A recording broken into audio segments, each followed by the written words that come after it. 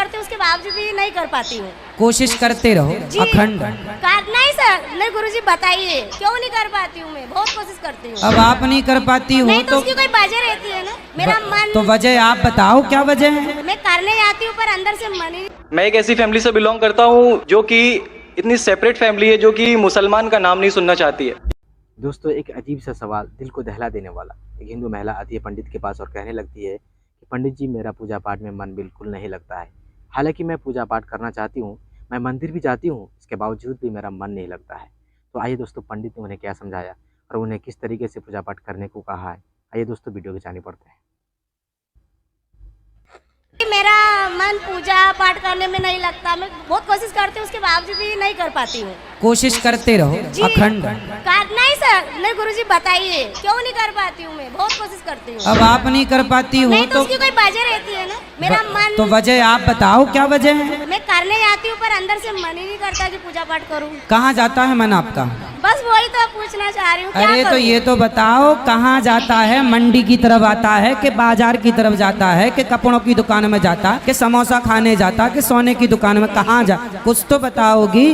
कुछ तो लक्षण समझ में आए हमें, तब ना इलाज करेंगे। बस मन ही नहीं होता। होता ही नहीं है जी। तो आपका मन है ही नहीं आपके पास। अब वो आप कुछ भी बोलो। शादी हो गई आपकी? जी। पति के पास तो नहीं है आपका मन? पति के पास हो तो भी अच्छा है। हाँ, उनके पास तो है। फिर ठीक है, तो पति से वापस लेना और बोलना पूजा में जब मैं बैठूं तो बिल्कुल भगवान में लगे, उस समय ले लेना और पूजा करके वापस दे देना। सिंपल बात है, इसमें क्या है? मन लगता नहीं है, कोई सवाल नहीं है। मन लगाना पड़ता है। मन तो चंचल है ही, उसे कंट्रोल हमें अपने विवेक से करना होता। अस्सलाम वालेकुम व रहमतुल्लाह। ये बयान आप ज़रूर सुनिए, बहुत ही खूबसूरत, बहुत ही प्यारा बयान है। इस शख्स ने, ये एक हिंदू शख्स ने जिसने इस्लाम भी कबूल किया और वो कुछ बताया जो अक्सर हिंदू लोग नहीं जानते। अल्लाह व बरकातहू। मेरा नाम मनोज कुमार गौड़ है। मैं यूपी ईस्ट कानपुर का रहने वाला हूँ। मैं अभी जस्ट मुंबई में नया हूँ। मुझे यहाँ पे कोई नहीं जानता, कुछ दीनी भाई है जो मुझे जानते हैं यहाँ पे। सबसे पहले मैं आपका शुक्रिया अदा करना चाहता हूँ इस मंच के थ्रू, जो हमारे डॉक्टर जाकिर भाई ने यहाँ के थ्रू इतने सारे लोगों के बीच में मुझे ये मौका दिया कि मुझे आ करके अपनी किसी बात को कहने का मौका मिले। मैं एक ऐसी फैमिली से बिलोंग करता हूँ जो कि इतनी सेपरेट फैमिली है, जो कि मुसलमान का नाम नहीं सुनना चाहती है। इवन मेरे घर में मुझे पीस चैनल को देखने और सुनने की परमिशन नहीं है। फिर भी अल्लाह तबारक व तआला का एहसान है, करम है उनका कि मैं अपनी फैमिली का सबसे बड़ा बेटा हूँ और मुझको अल्लाह तबारक व तआला ने चुना और जरिया बना पीस चैनल, जिसपे मैं डॉक्टर जाकिर नायक और डॉक्टर इसरार अहमद, शेख सनाउल्लाह, जिनकी तकरीरें सुनता था, जिनसे मेरे सारे मिसकंसेप्शंस दूर हुए। और यूपी ईस्ट का रहने वाला हूँ। मेरी उम्र 25 साल है।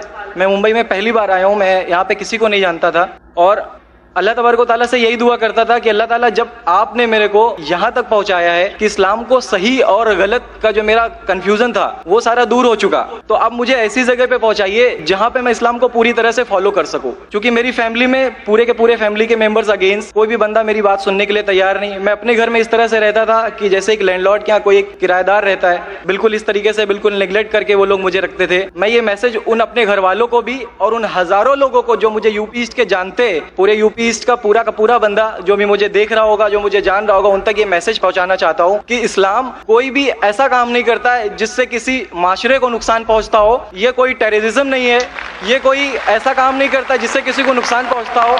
एक ऐसी फैमिली का बंदा जो कि मुसलमान के लिए इतनी गलतफहमी रखता हो, उसी घर का सबसे बड़ा बच्चा बाहर निकल करके इस बात को बताने के लिए तैयार है कि वो उनका दिमाग है, ये इस्लाम की तरफ से नहीं मिला है। तो मैं इस बात को कहना चाहता था, इस बात को बताना चाहता था। मैंने कभी सोचा भी नहीं था कि मुझे मौका मिलेगा कि मैं डायरेक्टली डॉक्टर जाकिर साहब के सामने आके उनका शुक्रिया अदा कर पाऊंगा। और जब मैंने पीस चैनल देखा तो पीस चैनल के थ्रू मुझे ये पहले पता चला, क्योंकि मैं इससे पहले कुछ सोचता नहीं था। जो जिंदगी चल रही है वो जिंदगी मेरे लिए काफी थी। माँ है, बाप है, घर का सबसे बड़ा था, मैं एक वेल एस्टेब्लिश फैमिली का बंदा था, तो मुझे ऐसा कुछ सोचता ही नहीं लगता था कि मुझे कुछ और भी करना चाहिए। लेकिन जब इस चैनल को देखा तो वाकई में मुझे पता चला कि मैं जहाँ पे हूँ ना, वो कुछ भी नहीं है। असल जिंदगी तो मौत के बाद है। क्योंकि मेरी जिंदगी जो है ना, वो सिर्फ यही सोचती है कि मैं जो कुछ भी सोच रहा हूँ मेरी जिंदगी के दायरे में, लेकिन असल जिंदगी जो शुरुआत होती है वो मौत के बाद। और मेरा हिंदू रिलीजन मुझे ये सिखाता है कि मौत के बाद न जाने कितने सारे जन्म है। हमारे वेद हमें सिखाते हैं नातस्य प्रतिमा अस्ति, फिर भी हम प्रतिमा को मानते, मूर्ति को मानते, देवी देवताओं को मानते। हमारा वेद हमें बताता है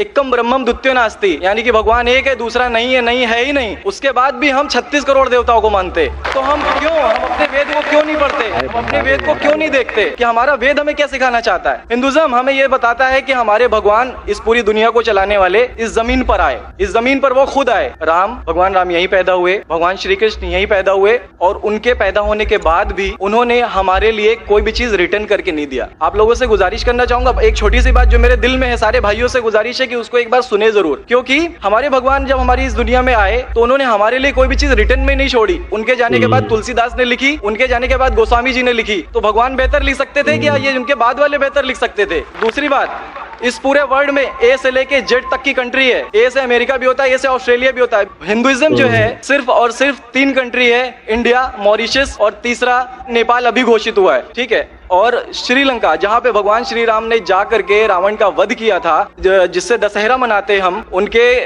क्रिएशन के बाद, उनके जब उन्होंने बुराई पे अच्छाई की जीत पाली थी, तो जीत पाली थी उसके बाद, यानी कि भगवान जिन्होंने पूरी दुनिया को बनाया, हम ऐसा सोचते हैं, हिंदुइज्म ऐसा सोचता है, जब उन्होंने किसी स्पेसिफिक कंट्री पे जा करके वहां पे बुराई की हार करके अच्छाई की जीत कर ली, तो आज तक वो भगवान को पूजने वाले उस देश में हिंदुइज्म क्यों नहीं है?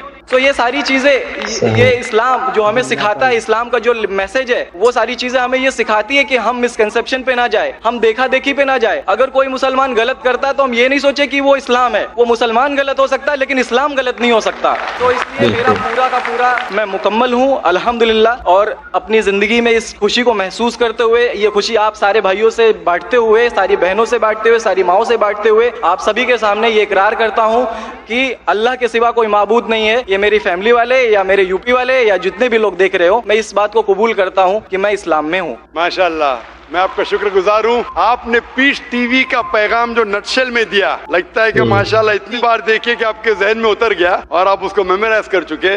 मैं शुक्रगुजार हूँ आपका कि आपने पीस टीवी का मैसेज एक नटशेल में दिया, और अल्हम्दुलिल्लाह जो भी आपने कहा माशाल्लाह, और जो आपने याद के हवाले के साथ जो श्लोका, माशाल्लाह आपने कहा कि आप एक खुदा में मानते हैं जिसका कोई माबूद नहीं। बिल्कुल। आप मानते हैं मोहम्मद सल्लल्लाहु अलैहि वसल्लम आखिरी पैगंबर है? कोई शक नहीं। आप इस्लाम कबूल करना चाहते हैं? मेरे बिल्कुल। माशाल्लाह। आप पे कोई जबरदस्ती कर रहा है? कोई जबरदस्ती नहीं है, कोई कंफ्यूजन नहीं है, वेल सेटिस्फेक्शन है, विदाउट एनी प्रेशर।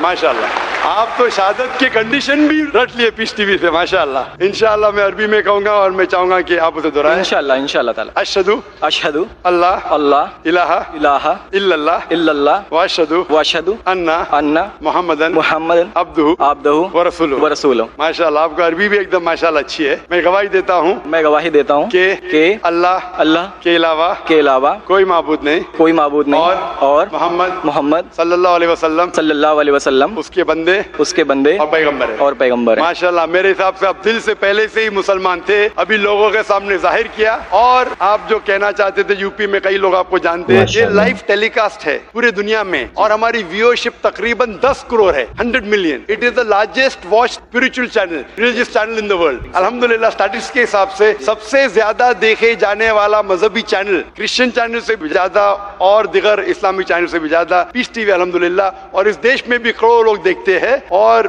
जाहिर है कि कई यूपी वाले भी देखते होंगे। आपने शहादत सिर्फ यहाँ लाखों लोग के सामने नहीं दिया, आज का मजमा माशाअल्लाह, अल्लाह जानता है कितने लोग हैं, लेकिन लाखों की तादाद है, एक सैलाब है। इनके अलावा करोड़ों लोग पीस टीवी पे देखते, उनने भी आपकी शहादत को सुना, आपके शॉर्ट मैसेज को सुना। मैं इसके लिए शुक्रगुजार हूँ। अल्लाह सुब्हानहू व तआला से दुआ करता हूँ कि आपको इस दुनिया में बेहतरीन जिंदगी दे, लेकिन आखिरत में और बेहतरीन जिंदगी दे। और आप जानते हैं कि आपने दुनिया के ऐशो आराम को ठुकराया, क्योंकि आप जानते हैं कि आखिरत की जिंदगी इस दुनिया से बेहतर है। फिर भी अल्लाह ताला फरमाते हैं कि दुआ करो कि इस जिंदगी में भी, सूरह बकरा सूरह नंबर 2 आयत नंबर 201 में, रब्बना आतीना फिद दुनिया हसनतौ व फिल आखिरति हसनतौ व क़िना अज़ाबिन्नार। मैं दुआ करता अल्लाह ताला से कि आपको इस जिंदगी और आखिरत में भी सबसे बेहतरीन जिंदगी दे, और आपको जहन्नम से बचाए और आपको जन्नत में डाले। आमीन आमीन सुम्मा आमीन। जज़ाकल्लाह शुक्र। जी, मेरे कुछ दोस्त कुछ भाई है जो मेरा नाम मुस्तफ़ा के लिए बोल सकते, तो ये नाम कंटिन्यू कर सकते। मुस्तफ़ा माशाल्लाह बहुत अच्छा नाम। भाई साहब चाहते हैं कि मुस्तफ़ा अच्छा नाम है, बिल्कुल अच्छा नाम है मुस्तफ़ा, माशाल्लाह बहुत अच्छा नाम है, और आप अपने आप को मुस्तफ़ा बुला सकते हैं माशाल्लाह। गुजारिश आपसे कि हिंदी में कुरान शरीफ अगर मुझे मिले जरूर, आप अगर स्टेज पे आ सकते हैं, मैं इंशाल्लाह।